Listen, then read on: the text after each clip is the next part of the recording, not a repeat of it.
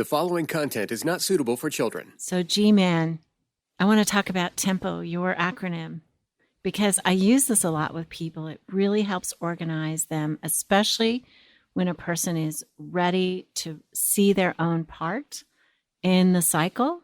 Mm-hmm. And this is like, what am I doing that causes this thing to go awry? And it's an organizing acronym to help them figure that out. Well, if we're going to use T.E.M.P.O, you got to say it right. Tempo. You got to find the tempo, right? We got to have the energy in a tempo. But we're having fun with it. And yes, I think acronyms are helpful if it helps break down a complex process in a simple way that people can hold on to. So if you're interested in your part and you want to figure it out, what you might be contributing, here we go. Welcome to Foreplay Radio, Couples and Sex Therapy. I'm Laurie Watson, your sex therapist. And I'm George Fallon, your couples therapist. And we are passionate about talking about sex and helping you develop a way to talk to each other. Our mission is to help our audience develop a healthier relationship to sex that integrates the mind, the heart, and the body.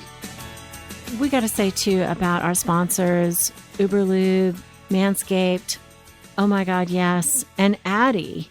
You know, I went to the FDA to help get Addy approved, and we only take sponsors with products that we really believe in, do something good. I mean, we are approached all the time with all kinds of products and stuff that we turn down. So we're recommending things that we have recommended to patients that we've seen as a good product, a healthy product, something that we think will help you. Something that's promoting healthy sex. Really, that's our mission. And all these products are just trying to move the needle and get people more comfortable talking about sex and enjoying sex. So we really appreciate their partnership. G-Man, say it again. T.E.M.P.O. Tempo. Tempo. Feel the tempo. You know, it's so obvious to see what our partner is doing. I totally get how my husband blows it and contributes to the negative cycle. But figuring out what I do and analyzing that and then figuring out what I could be doing, I will say that EFT has organized that for me, and your acronym is good stuff. Let's do a little bit of background on T.E.M.P.O. And this was originally Magna Arnold's work on assembling the elements of an emotion. And this wasn't yours? This is not mine. This is me reconfiguring plagiarizer work that's already been done.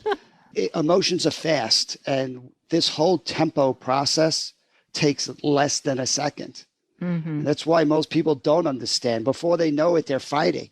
So this is how we're trying to break down a process to really, and it starts with the T. The T is a trigger, right? Something happens. There's a million words out there. But there's certain things that we're susceptible that hit some kind of raw spot physiologically in us. So I might be sensitive to my wife's criticism, right? Because as a guy who wants to get it right and be told I'm doing a good job, when I hear messages I'm not doing a good job, I'm sensitive to that. So that could set off this chain reaction within me. So the more specific you could identify these triggers, the more you can start to slow down this process. So if I just say, hey, me and my wife had a fight, I really don't know what's caused that fight. But if you start to kind of explore and try to get these triggers, when I came home, my wife said, you're late again. Like that specific trigger, you're late again, did something to me. I didn't get a big hug. Did you have a hard day at work? I got, you're late again. Mm-hmm. You're late again. 3 words. And that sets something off within me. Right? But if I don't kind of name that. You should see G-Man's face right now. Are you late a lot coming home? Hey, listen, I don't know. I don't seem to leave the house anymore, but maybe this was the old me. Right. Okay. So, yeah, because you're always kind of a prompt person. Do you not let your wife know when you're going to come home? Well, on your timetable? I had the best of intentions to be home early, and sometimes life has a way of getting ahead of you. Oh, man. That is crazy. But even as you're noticing my face, right? That's the E. the emotion? What is the physiological response? Whenever there's a trigger, your body will communicate something. Okay. So when I say that you're late again, I can feel like in my chest, this like weight, this heaviness. So your chest, is that where you normally feel it? Is your chest a heavy feeling?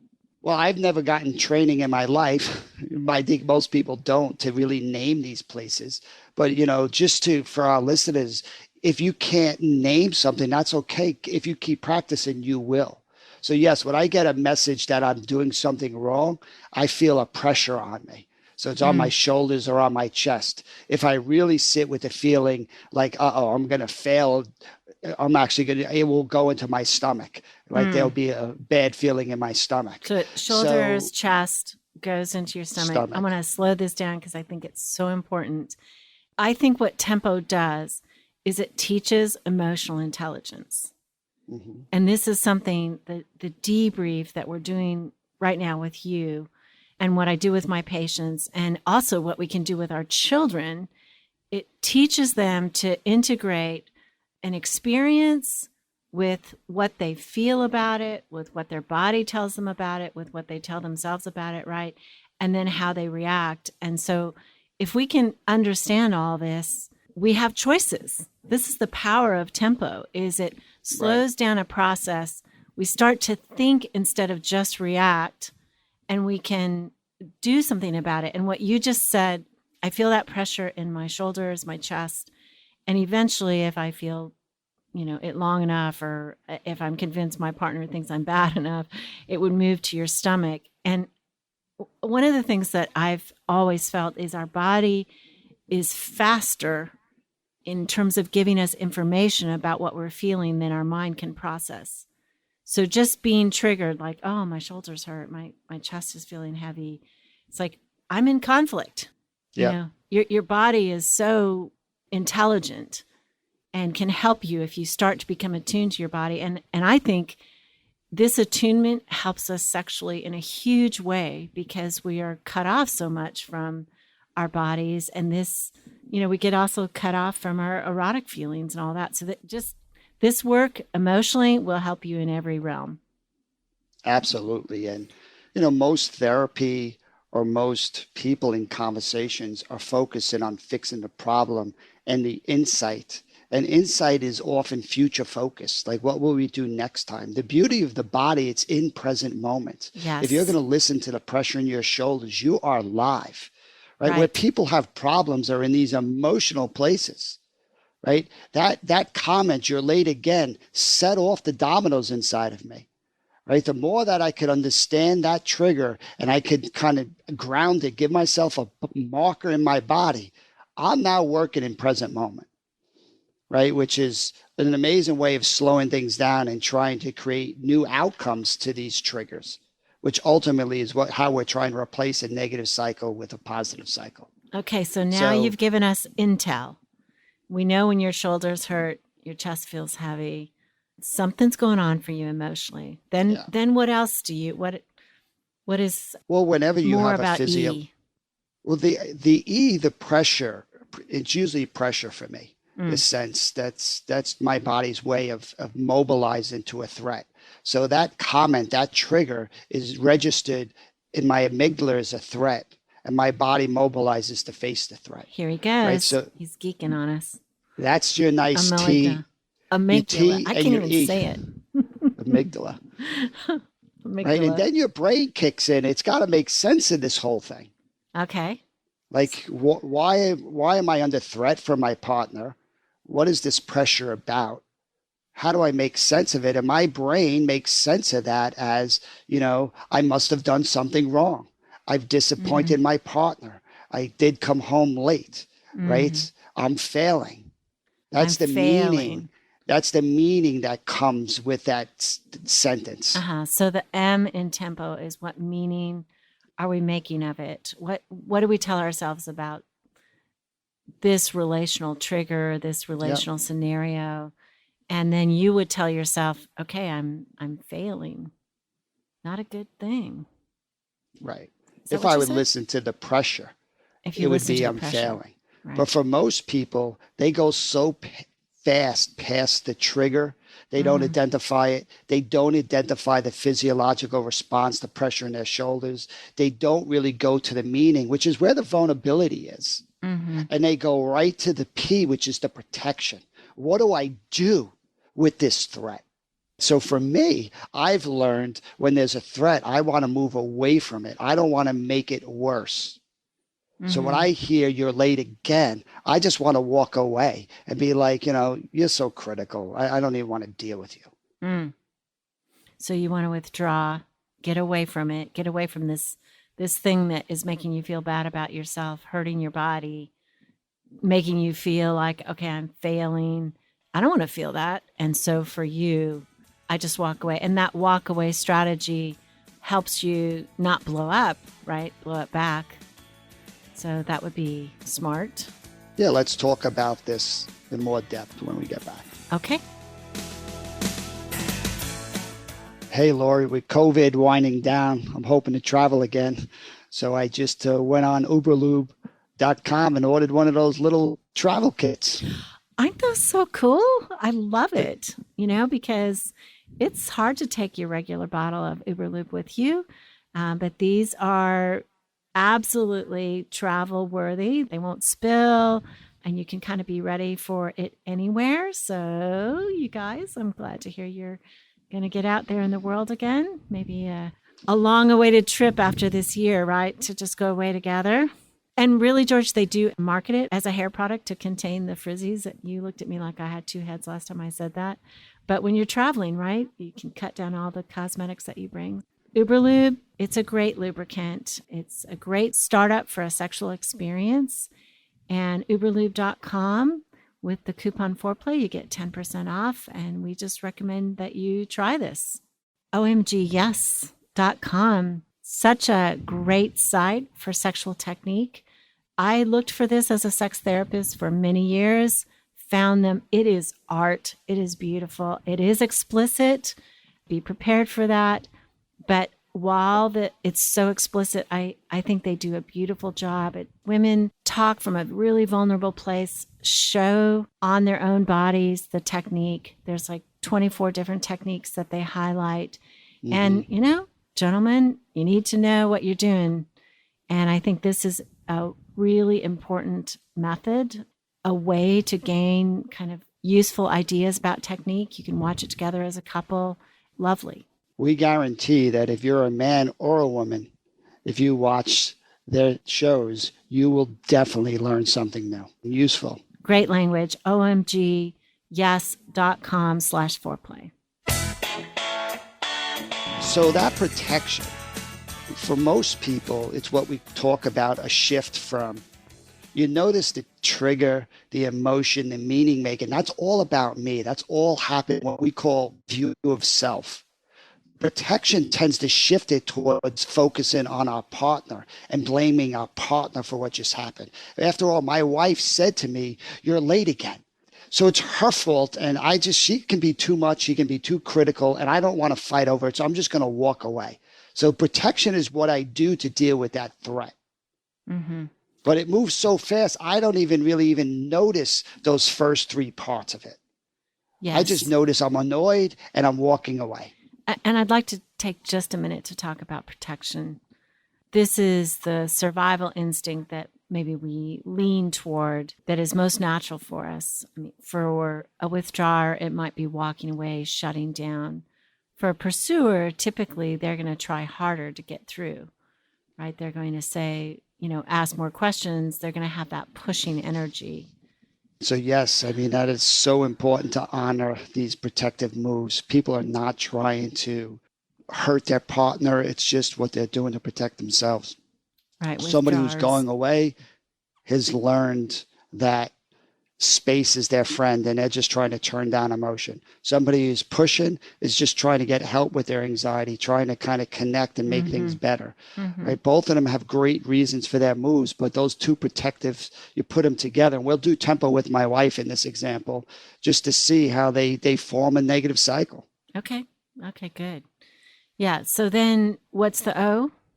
The O is really what we call organizing. We want to empower our clients and therapists to be able to put all these pieces together, to reflect something that happens in literally 1/10 of a second, so people can start seeing this process and start to have Viktor Frankl, Holocaust survivor, who wrote the book, The Search for Meaning.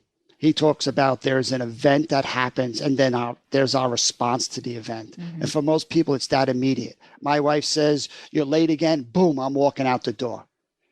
And he said, but there is actually a space in between those two. And what we're really trying to do is to stretch out that space, because it's in that space that we have choice. Mm-hmm. Most people don't have a choice. It moves too fast. I hear that criticism, I go away. Mm-hmm. When you start using tempo and you start slowing down the process, you start to really have more of a choice. So the organization, it would be saying, George, what I hear you saying is, when you come into the house and the first thing you hear is, "You're late again," immediately you feel this sense of pressure on your shoulders and your chest. And your body makes sense of that, like, uh-oh, I screwed up. My wife's disappointed with me. Right. And what you do is, like, you don't really want to talk about it, because if you talk about it, it's probably going to lead to a fight. It's going to make things worse. You've had a long day. You just want to kind of check out. So you walk away. And you're walking away, not because you don't care. It's just, it's your way, what you've always done to protect yourself. Mm-hmm. And that makes sense. Am I getting that right, George? Right. So notice what I've just done. I've taken this really quick process and I've assembled it, the elements of it, in a more organized way, so I can empower George to start doing it differently. I think that the O is also important for the couple. I mean, not just for us therapists, but I think people can begin to see how this fits together. And that's the negative cycle. When they see their part, these are the things I do. And I get down to my protective strategy. And I know that walking away is going to send a message over to my wife. And maybe I'm a withdrawer, so I walk away. That makes sense to me. But I know she's a pursuer. And then she has a tempo, a thing that she goes through. So I think the ultimate help for a couple is to begin to see it as kind of a looping pattern. Yeah. And that motivates us. Okay, if what I do, if what makes sense to me triggers you, is there something else that I can do in that space that Viktor Frankl is talking about? Yep. Do I have another choice? And I think these things are so automated, we don't feel like we have a choice. We just feel like this is who I am. This is how I react. I am what I am. I love that defense when somebody tells me, I can't control this. I just feel it. I am who I am. But actually, what we're trying to do is slow it down so that people do have choices about it. Right. And usually the first pass of tempo, the O, the organizing, is trying to organize that person's narrative, their side of the street. You need to understand your side first before you can expand and start seeing your partner. So let's do tempo with Cathy. Okay. And then we're going to put the two together, right? That's the ultimate goal of the organizing. Okay. So my wife, you're Cathy. Okay. So I come home late again. What's your trigger? So my trigger is you walking through, if I'm Cathy, is you walking through the door late, when most of the time you get home at some certain time, and I make sure dinner is going to be on the table at 6:30. And you're now at 6:50. And so I'm triggered because I have lots of things, right? The kids are hungry. We've been waiting for you. The food is now not at its optimal temperature or whatever. I wanted to please you. I wanted to have dinner ready. I know you like that. And suddenly I feel disrespected. I'm trying to organize a damn household. Right. You did all this. So I'm triggered, like angry, because you didn't do what you said you were going to do. Right. So let's get really specific here. And we're inviting our listeners to get as specific as possible.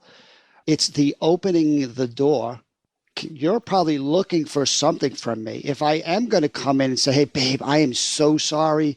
It's so when you come in and you see the smile on my face, or me not talking, or me not saying anything, or it's the lack of a response that probably sets this thing off. Yeah. When you right? come Yes, in, there's a lot of things. Right. You come in and your face tells me, or you come in on the phone, let's say that. You come in still preoccupied, like not even knowing that my dinner is getting cold. Good. And you're on the phone. It's like I get triggered.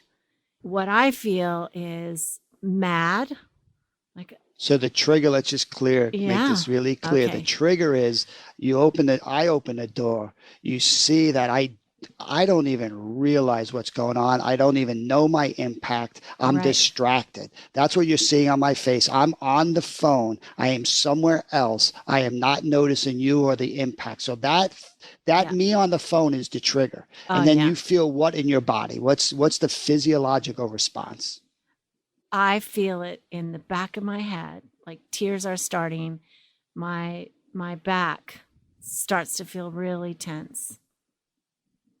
Just like, it's just gripping me. Okay, so there's your Tears emotion. You can feel that. Yep, in the back of my back.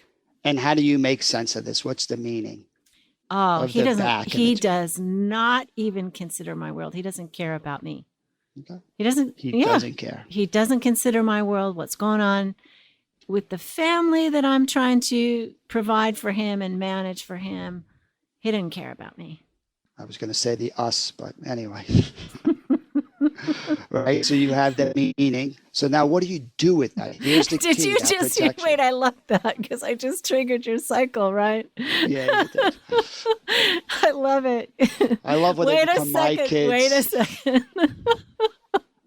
That was good, George. We're processing on many levels here, Laurie. Indeed. Okay. So what are you going to do with that? You have this sense of he doesn't care. You can feel that tension in your neck. The tears are welling up. The trigger is the phone and he's just distracted. And what do you do with all of that? I need to let him know, right? I need to wake him up. Like, what the heck? How in the world do you think we're going to manage our family, for, when this keeps happening? So I want to say, it's like, you're late again. He doesn't know. I mean, if he knew how hurtful this is to me, and maybe he'd do something different. So I want to wake him up. Yeah. And all I'm saying is the obvious, right? All I'm saying is you're late again. I probably think I say it like this, honey, you're late again. Yeah, I'm sure he don't hear it that way. That's how it comes out of my head. Yeah.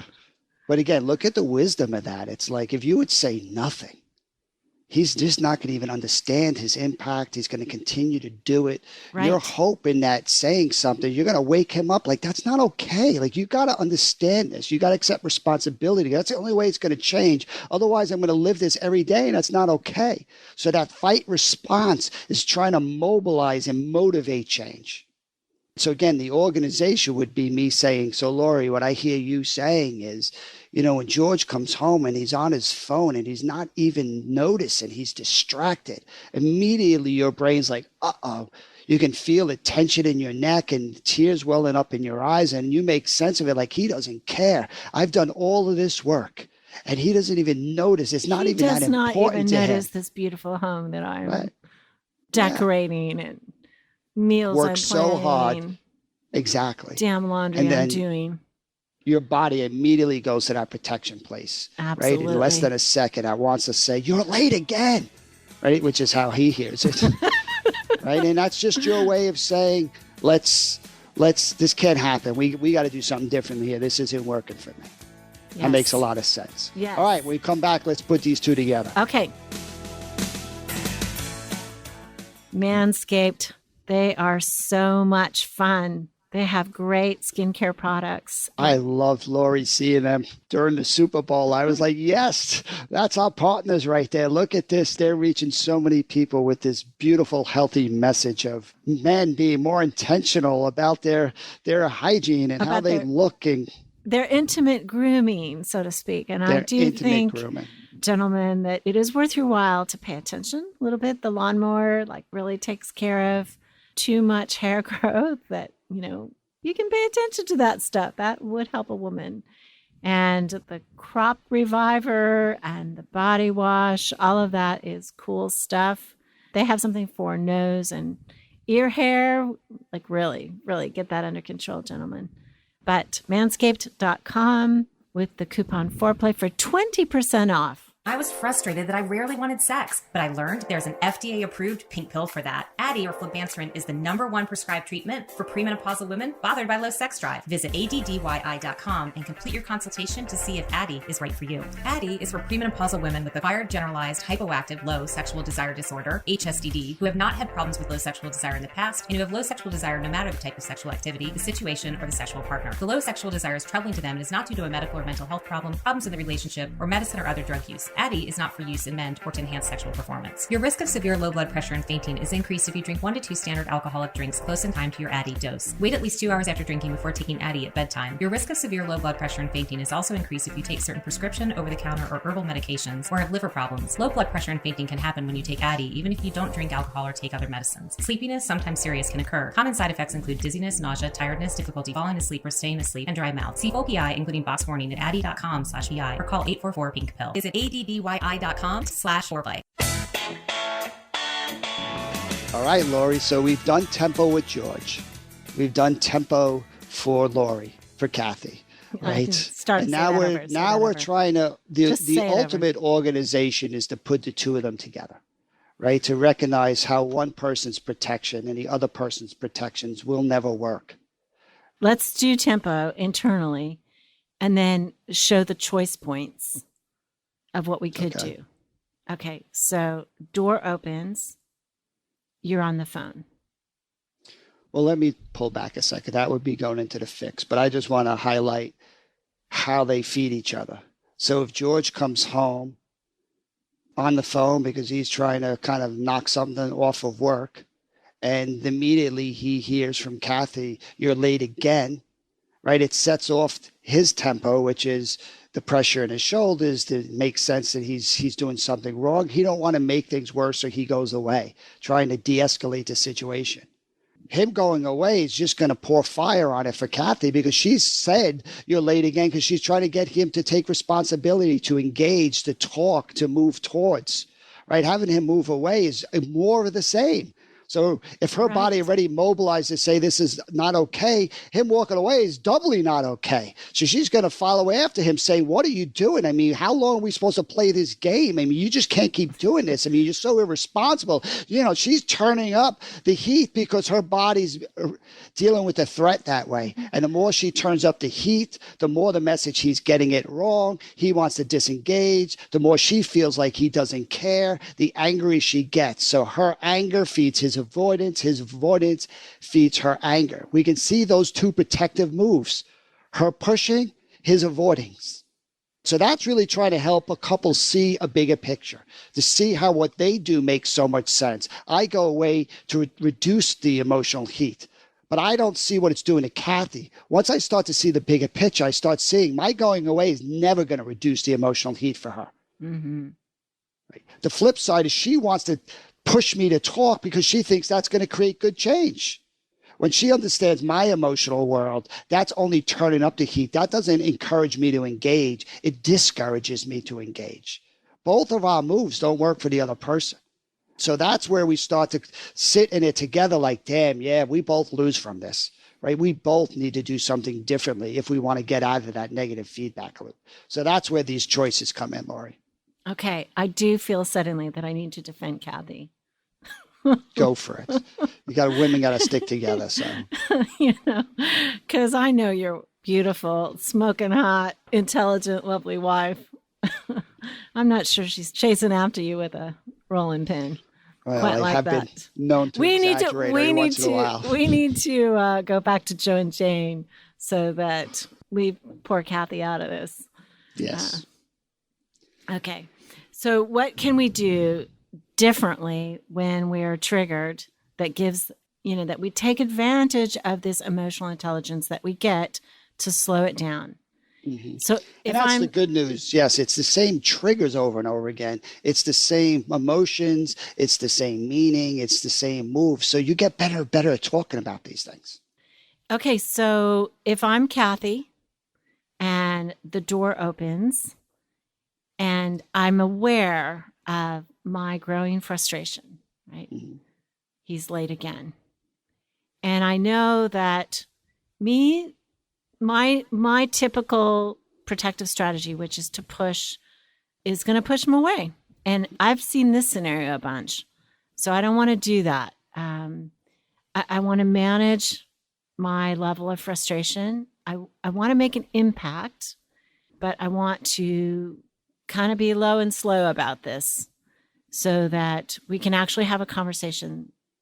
What's the good news about listening to the emotions? It tells you what you need. If the meaning you make is he don't care, then you need to know that I care, that what you experienced was important, that I can see the impact, right? So that's really all you're asking for. Can you see the impact of you being late? Then I can talk about, because when you walk through the door, I know it's crazy. I know you're working so hard for our family and you're doing everything you can to support us and I know you're looking forward to being home and being relaxed with us. I get all that.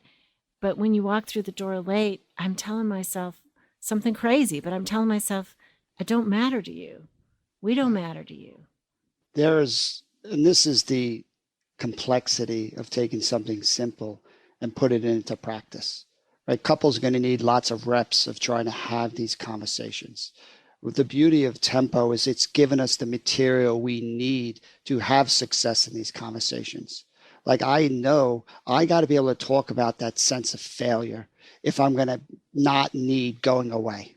If I could talk about that failure place and it didn't make things worse, I probably wouldn't need to go away. You wouldn't get so angry if you could talk about that feeling of not mattering in a way that you had success. How was that right there? Did I do okay with you when I was talking about it? Yeah, I mean, it's asking a lot of you to kind of hold all of that and try to frame it the right way. But you're giving yourself a better chance for success. If I come into that door, I know your trigger. I mean, I got to learn how to come into that door and speak to you about what likely probably got hit. If I came in and say, hey, babe, I know when I'm late, I throw things off, and I hate when that happens because you start going to a place that you think I don't care. And, it really had nothing to do with that. I care so much. I work, like I can speak to that place coming in. We avoid that whole fight. I don't need to go away. Mm-hmm. Mm-hmm. The good news is we have many times to have this conversation. Maybe I don't say anything and then we have dinner and then, then you initiate that conversation. Great. Or maybe I could initiate that conversation. I could say, imagine we went the old way. Hey, when you come in, I know you get frustrated when I'm late and, a simple text could have stopped all of that. So I get that and I'm working on it. But sometimes I just don't get a chance because it's like an emergency call. And when I get hit with, you're late again, the negativity, like it's a bit discouraging. I don't want to engage because it makes me feel like I just don't even have the energy for just another conversation around this. Mm-hmm. It's not that I don't care. It's just like now I'm taking a vulnerable risk. So again, we're not going to have couples listening, being able to figure all this out and fix it. But what T.E.M.P.O is doing, it's gathering the elements to have new conversations. Okay. I have hope, though, that we're going to be able to help people do this on their own eventually. Absolutely. If you could just do T.E.M.P.O both, T.E.M.P.O for each other, and then put it together, you're going to start seeing clearly how you're caught up in something that a negative cycle that makes both of you lose. And the more that you can recognize that and start coming up with different protective moves, that changes the whole game. Thanks for listening. Keep it hot, y'all. Call in your questions to the Foreplay question voicemail. Dial 833-MY-4PLAY. That's 833-4-PLAY. And we'll use the questions for our mailbag episodes. All content is for entertainment purposes only and should not be considered as a substitute for therapy by a licensed clinician or as medical advice from a doctor. This podcast is copyrighted by Foreplay Media.